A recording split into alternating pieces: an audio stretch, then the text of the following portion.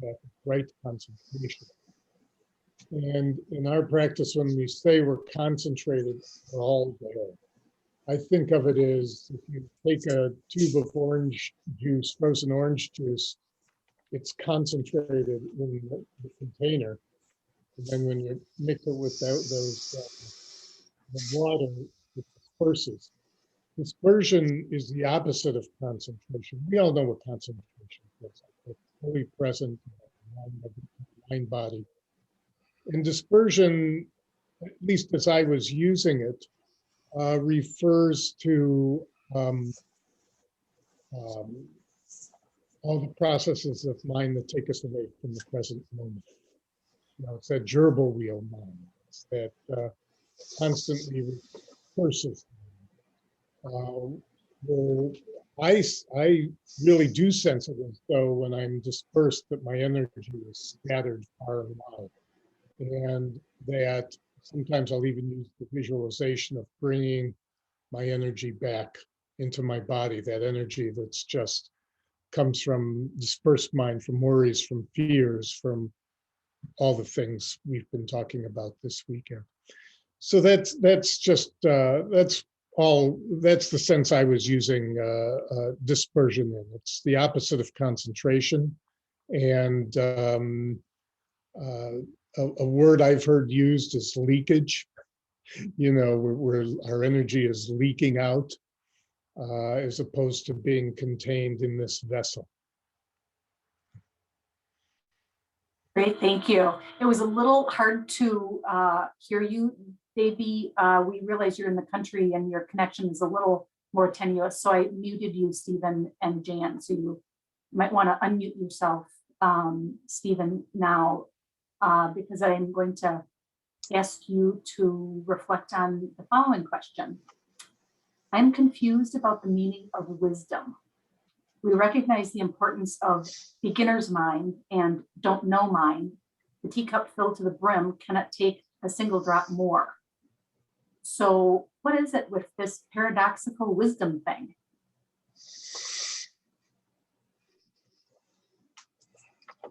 Well, I think that my teacher, Bernie Glassman, may he rest in peace, would probably say, who wants to know? And I'm asking the question sincerely, not your name. Who is it? Who's asking? And this is why we call this Q&R, not Q&A, because I'm going to respond to this question, but probably won't answer it. According to the Sutras of the Buddha, prajna, wisdom, is defined as realizing the impermanence of all objects, realizing the impermanence of the entire manifest realm, and that the illusory nature of all that we take to be real. So that's a pretty big order. My friend Ben Sidran, the jazz player, says about playing jazz, he says, it can be learned, but it can't be taught. And I love that. I think that applies to this. Let's just look at one aspect of wisdom, okay? And let's just say the wisdom of the body. So I've been doing the Qigong part in this retreat, which is really about the wisdom of the body. So as smart as we all are with our degrees and our IQs and our intellect, which of us here knows how to heal the body when it gets a cut? Which of us here knows all the steps to digesting food or to repelling disease that's growing in the body? Which of us here knows how to create a new human being? Okay?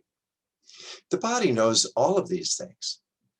The wisdom that manifests as this physical form that we think that we own or ride on top of is far, far, far beyond anything that this super smart mind can begin to grasp. Okay? The Zen teaching on this is, can the knife cut itself? Can the eye see itself? Can the mind know itself? So that's the koan about that. And judging by your question, you've done some reading in Zen teachings. But I think fundamentally, we have to go to the Heart Sutra, which is Prajna Paramita, perfection of wisdom, or as Kaz Tanahashi translates it, wisdom beyond wisdom. Wisdom beyond wisdom. And that lives in my heart. Because just when we think maybe we have wisdom or know what it is, we go beyond it. That's wisdom beyond wisdom. So thank you for the question, and hold it in your heart without expecting a permanent answer, is my advice. I yield the floor.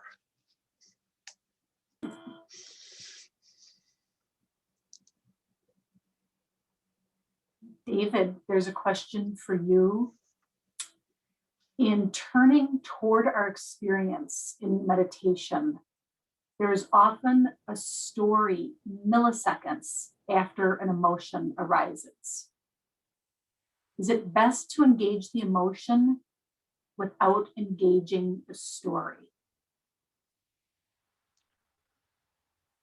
Yes, it's a very good question.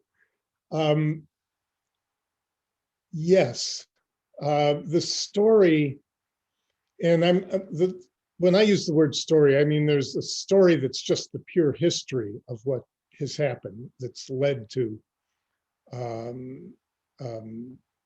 some bit of suffering.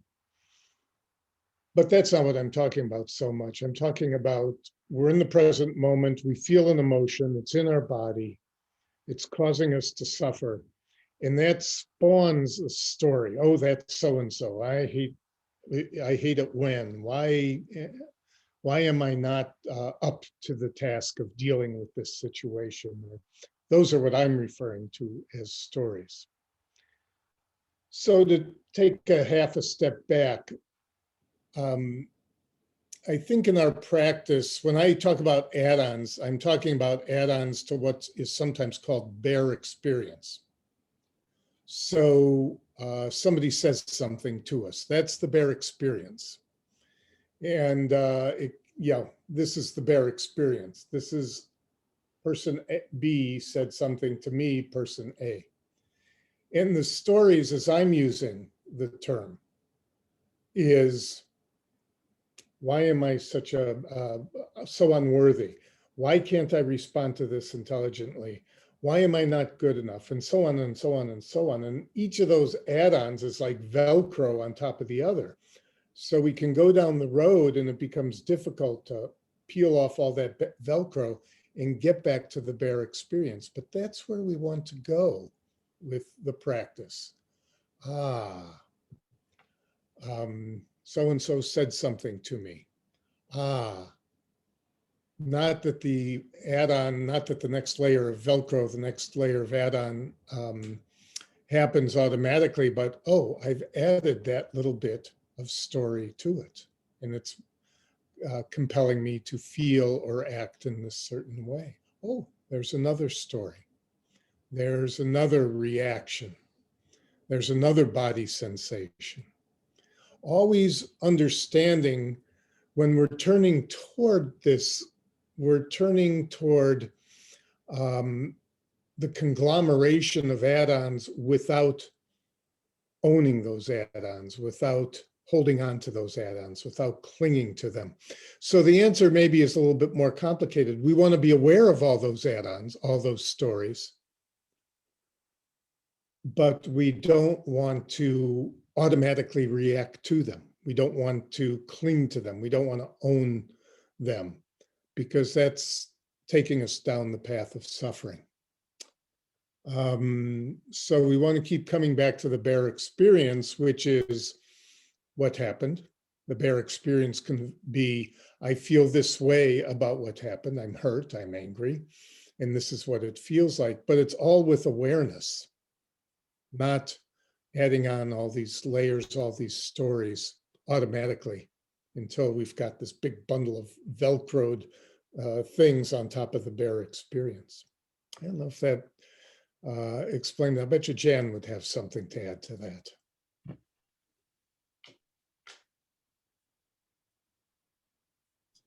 I always have something to add, I'm afraid. I just maybe different words. I think what David said is what I'm saying, and words can get us tricked up. So what I heard in the question was this word engage. And I would say what we're aiming at is not engaging with either.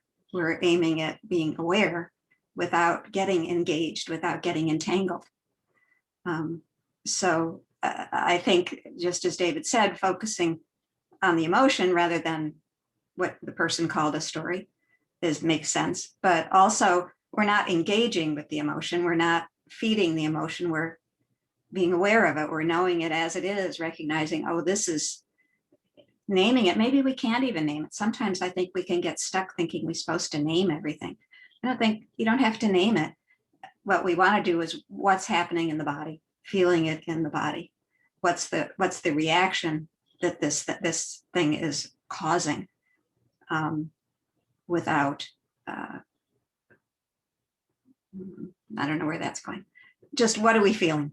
What's happening in the body? Where is there some tension? What else is occurring?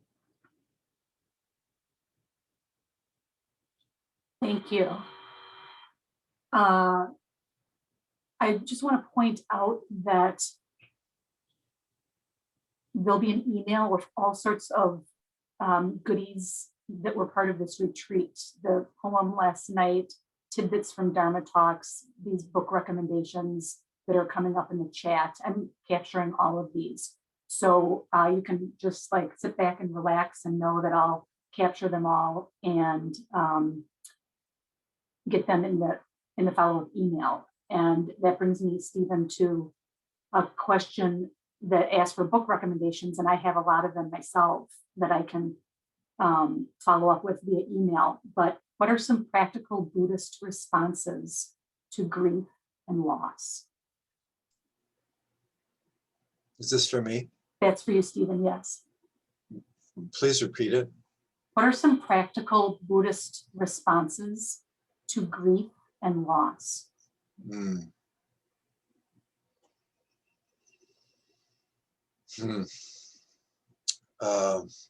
Wow, many.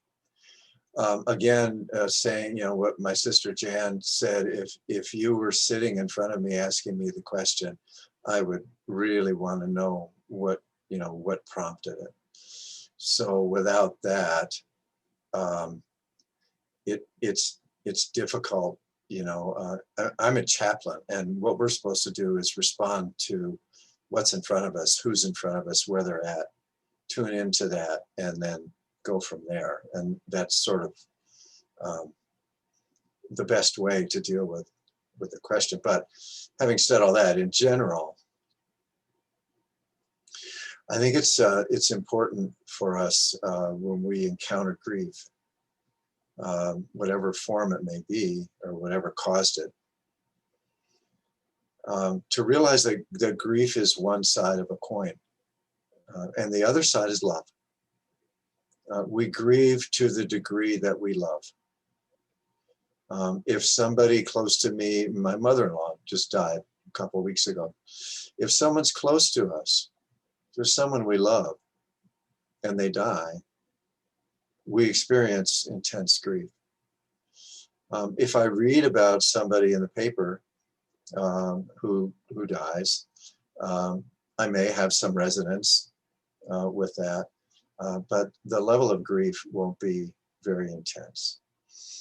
And the reason I say this first is because one of the characteristics of grief can be, as David mentioned in his talk, can be a feeling of isolation, of going it alone, of feeling trapped, or underneath a burden. And to realize that we're in this game, we're in this life, and there's going to be love, and there's going to be grief, there's going to be loss. Grief exists almost like the sea in which we swim.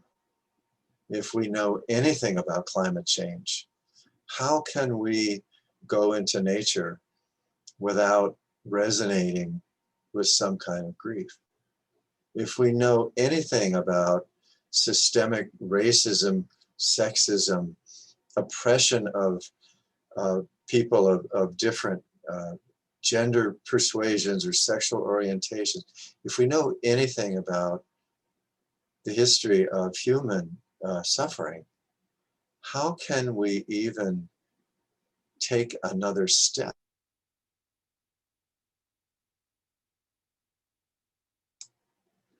without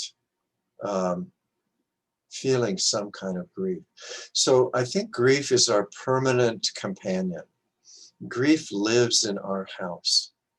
And how we deal with it is moment to moment. We may think that what we're suffering is personal and neurotic. It may be societal or universal. So I think grief is ever present, just as love is ever present. And we're going to encounter that in our life and in our practice. And as David said, turn toward it, be with it. Don't try to avoid it, okay? So I could go on, but we have more questions. So I'm going to leave it at that and let the others weigh in if they want to.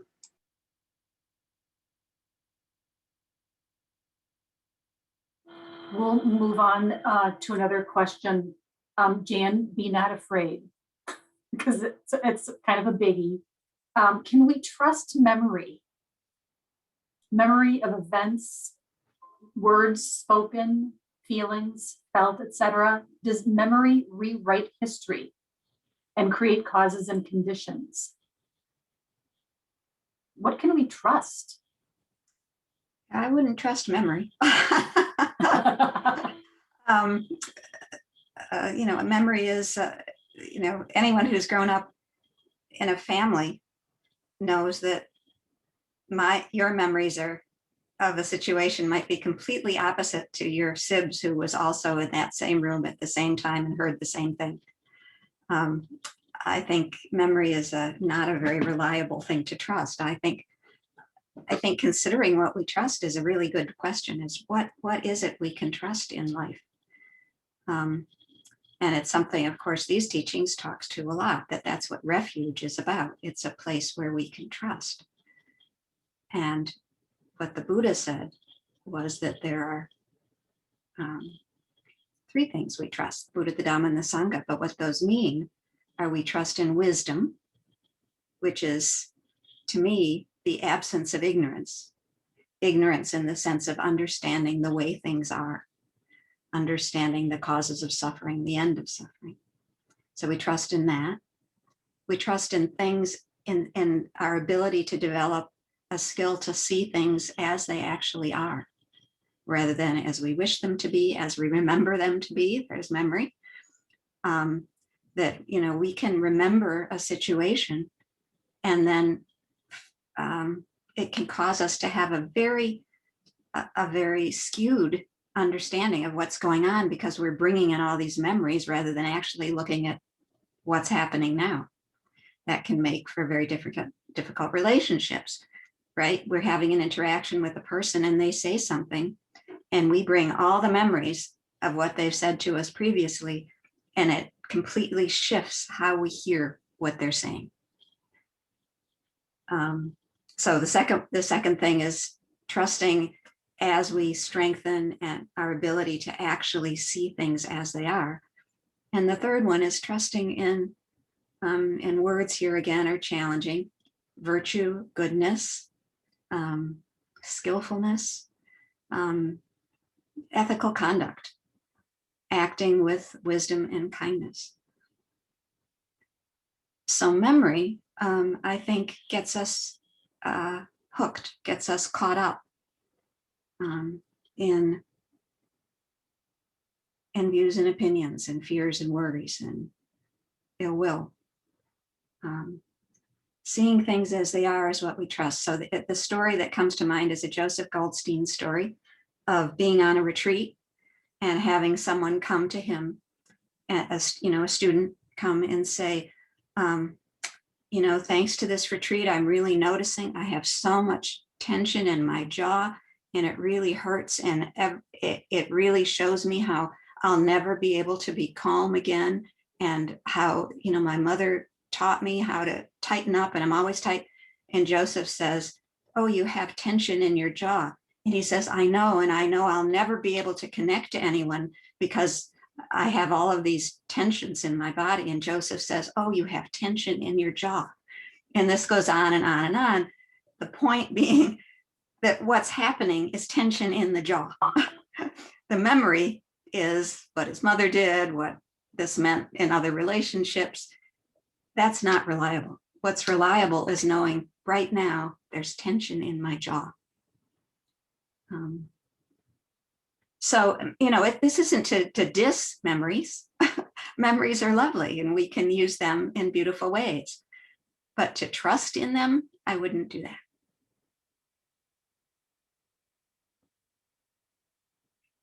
Gentlemen, anything to add? We only have a couple minutes, so this might be a good time to add your 2 cents to this. I would just add very quickly that what Jan was talking about is trusting is faith, and as the Buddhists use it. Of course, in the West, faith has a very tarnished reputation, and perhaps justifiably so in some settings. But the faith that the Buddha taught was experience-based faith.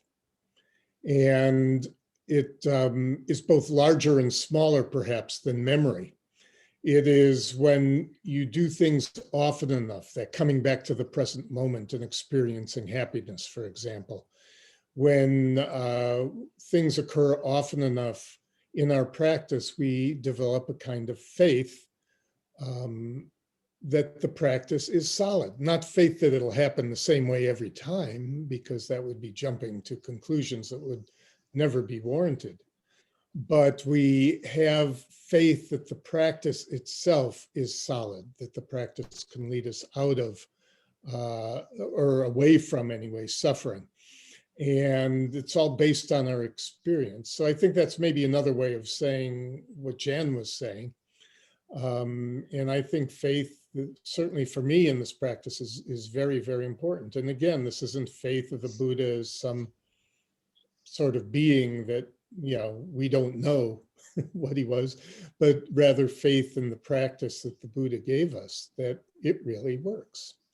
And that's all I would add. And I think that kind of faith is better than memories because it builds up over time. It builds up from experience over time. Can I add one thing? Thank you, David. It's beautifully said. You always think what you wish you'd said.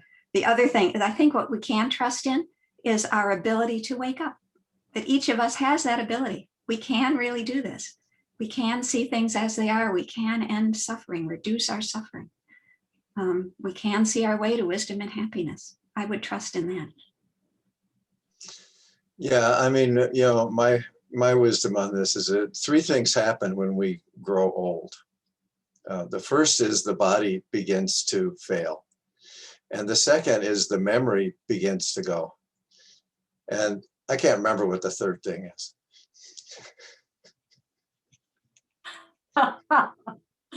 Oh, good.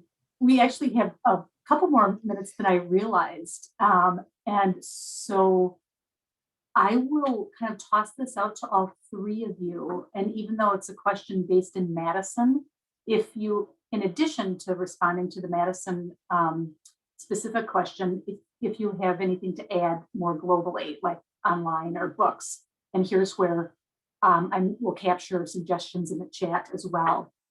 I spend a great deal of time with people in 12-step recovery programs and secular recovery treatment in Madison. They hear about the benefits of mindful meditation, but do not know how to do it.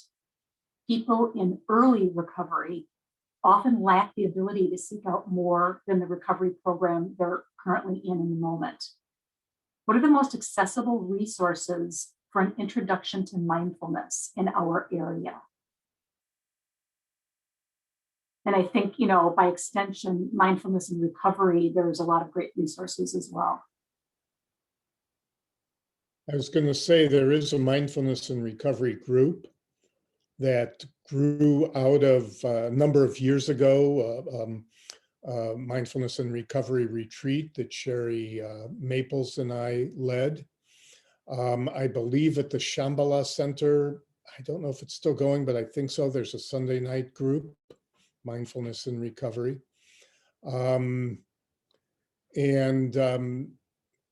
I think that the easiest way to get into mindfulness is to attend a group like that, or just to attend a meditation group in Madison, of which there are many. Snowflower, Madison Insight, and so on. I think that's the best way to do that. Any other thoughts, folks? I've met a number of people, actually, I know many people who've gone through MBSR through the university or through a hospital. There are many teachers, and that is not a Buddhist tradition, but it is mindfulness training.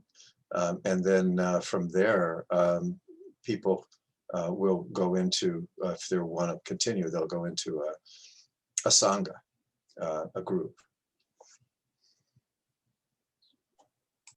Great. And even like going to dharmaseed.com or .org and inserting recovery. There's so many Dhamma talks on mindfulness and recovery. That's one idea. And Jan, I think I cut you off, excuse me.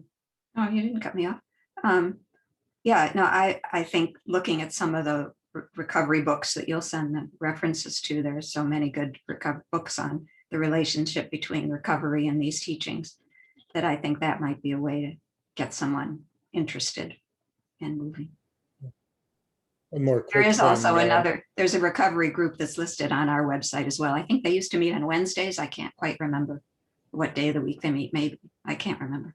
But there is a recovery group listed on the Madison Insight group website as well.